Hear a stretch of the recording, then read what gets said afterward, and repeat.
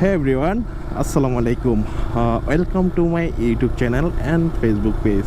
আশা করি সবাই ভালো আছেন। তো আজকের ভিডিওর টপিকটা হচ্ছে সুজুকি জিক্সার মনোটোন বাইকের 5টি পজিটিভ সাইড বলবো, খুবই গুরুত্বপূর্ণ ইম্পর্টেন্স 5টা পজিটিভ দিক বলবো আর কি, যেটার উপর নির্ভর করে আপনারা বাইকটা নিতে পারেন আর কি। সবথেকে বেশ ভালো কিছু দিক আছে, সেগুলো আজকে আলাপ করব। তো চলেন সামনে একটা সুন্দর পরিবেশে যে আলাপ করি। এখানে একটু ক্রাউডিং দেখা যাচ্ছে, সামনে তো বন্দর এলাকার জ্যাম দেখা যাচ্ছে। তো আমরা একটু ফ্রি জায়গায় একটা সুন্দর পরিবেশে কথা বলার চেষ্টা করব। তো চলেন মূল ভিডিওটা এখান থেকে শুরু করব। আসছি সুন্দর পরিবেশে, দেখতেছেন আশেপাশের পরিবেশটা আসলে খুব সুন্দর। এরকম পরিবেশ শ্যুট করতেও ভালো লাগে। তো আমরা যে আজকে 5টি গুরুত্বপূর্ণ দিকের কথা বলতেছি, তার প্রথমে আমি রাখছি হচ্ছে এটা সিটিং পজিশন।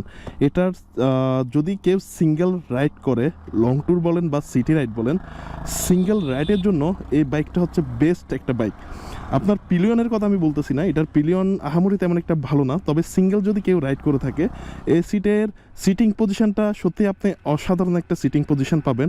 যদি কেউ কম হাইটেরও হয়ে থাকে বা হাইট বেশিও যদি হয়ে থাকে, সেক্ষেত্রে সিটিং পজিশনটা একটা অস্থির হবে। আর সিটিং পজিশনের আরেকটা গুরুত্বপূর্ণ দিক হচ্ছে, এটাতে যখন বসবেন আপনি, বসার পরে বাইকের যে স্টিয়ারিংটা আছে, স্টিয়ারিং থেকে শুরু করে আপনার বডির যে ওয়েটটা আছে, এটার ওয়েট ডিস্ট্রিবিউশনটা খুব সুন্দরভাবে পুরো বাইকের মধ্যে পড়ে। আর সিটিং পজিশনে আপনার বাইকটাতে বসার পরে আপনার ব্রেক পেন হওয়ার কোনো ধরনের সম্ভাবনা নাই। তো সিটিং পজিশনের জন্য এই বাইকটা সত্যি অস্থির একটা বাইক হবে। আমি দ্বিতীয়তে রাখছি হচ্ছে যে এটার মাইলেজ খুবই ভালো দিবে। আপনার এই সেগমেন্টের ভিতরে 40 থেকে 45 বা 42 পর্যন্ত মাইলেজ পাওয়া আসলে টাফ ব্যাপার। এটা যেমন রেডি পিক আপের সাথে একটা মাইলেজের সম্পর্ক আছে, তারপরও রেডি পিক আপটা এটা প্রচুর হাই রেডি পিক আপ। তারপরে কিন্তু মাইলেজটা আপনাকে খুব বেশি ভালো দিবে। লং ট্যুর এবং সিটি ট্যুরে আপনি যদি এটার মাইলেজ 40 থেকে 45 পা অ্যাভারেজ, তাহলে খুব বেশি খারাপ না, অনেক ভালো একটা মাইলেজ আপনি এটা থেকে পাচ্ছেন। এটার পাওয়ার, রেডি পিক আপ এবং ব্রেকিং সিস্টেম, এটার যথেষ্ট লেভেলের একটা পাওয়ার আছে এই বাইকটাতে। আপনার প্রত্যেকটা গিয়ার যখন শিফটিং করবেন, তখন আপনি পাওয়ারটা ফিল করতে পারবেন। আর রেডি পিক আপটা, ওভারটেকিং করার জন্য রেডি পিক আপটা হচ্ছে যে খুব মারাত্মক। আপনি যখন একটা বড় ভেহিক্যাল ওভারটেক করতে যাবেন, তখন আসলে রেডি পিক আপের প্রয়োজন হয়। সেক্ষেত্রে আপনি রেডি পিক আপের সাপোর্টটা এটা থেকে খুব ভালোভাবে পাবেন। তারপরে আরও একটা গুরুত্বপূর্ণ দিক এখন শেয়ার করতেছি, এটার হচ্ছে বিল কোয়ালিটি। এটার একটা অস্থির বিল কোয়ালিটি আপনি এটা থেকে পাবেন। সুজুকি সবথেকে বেস্ট বাইক যখন প্রথম এটা লঞ্চ করে, এই সুজুকি জিক্সার মনোটোন 155cc, এটা বিল কোয়ালিটি অস্থির করে। আসলে সুজুকির বাইকের মধ্যে আমরা যে বাইকটা প্রথমে চিনি, এটা হচ্ছে সেই সুজুকি জিক্সার মনোটোন বাইকটা। এটা দিয়ে আসলে সুজুকি জিক্সার বাইকটাকে আমাদের চেনা আর কি। তো এই সুজুকি জিক্সার বাইকটা বিল কোয়ালিটি অস্থির লেভেলের একটা বিল কোয়ালিটি করছে, জাস্ট অসাম লেভেলের একটা বিল কোয়ালিটি করছে। আপনি দেখেন, আমি বাইকটা 20,000 কিলোমিটার চালাই ফেলছি। আপনার টাঙ্কি থেকে শুরু করে, মাঠঘাট থেকে শুরু করে, বাইকটাতে এখন পর্যন্ত কোনো ধরনের স্পটই পড়ে নাই। আর নিজে থেকে পড়লে তো সেটা আলাদা বিষয়, কিন্তু বাইকটা নিজে থেকে এখন পর্যন্ত কোনো ধরনের স্পোর্টে নাই বাইকটাতে, জাস্ট অসাম একটা বিল কোয়ালিটি করছে। সর্বোপরি প্রাইস সম্পর্কে, এই বাইকটার বর্তমান প্রাইস হচ্ছে 1,93,000 টাকা। এই সেগমেন্টের ভিতরে আপনি 1,93,000 টাকা দিয়ে এমন একটা স্বয়ংসম্পূর্ণ বাইক পাবেন কিনা আমার সন্দেহ আছে। জাস্ট অস্থির লেভেলের একটা বাইক। 1,93,000 টাকা যদি 1,75,000 টাকা হতো, তাহলে আমাদের জন্য অনেক বেশি ভালো হতো।